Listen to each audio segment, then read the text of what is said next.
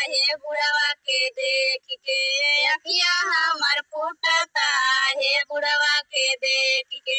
जहाँ देखे मुर्गा मछली वहीं थरिया फेंकता, जहाँ देखे मुर्गा मछली वहीं थरिया फेंकता।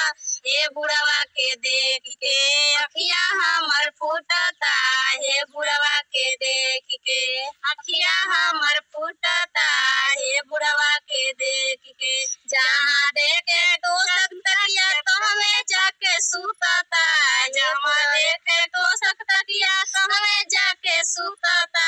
हे बुढ़वा के देख के अखिया हमर फूटता हे बुढ़वा के देख के अखिया हमर फूटता हे बुढ़वा के देख के।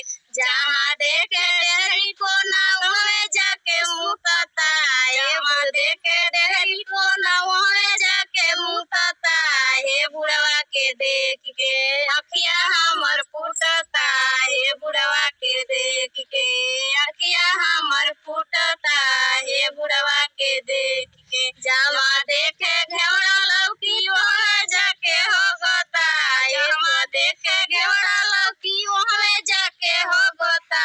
हे बुढ़वा के देख के अखिया हमर फूटता हे बुढ़वा के देख के अखिया हमर फूटता हे बुढ़वा के देख के। जहाँ देखे बारी बगैचा में जाके होगता हे बुढ़वा के देख के अखिया हमर फूटता हे बुढ़वा के देख के।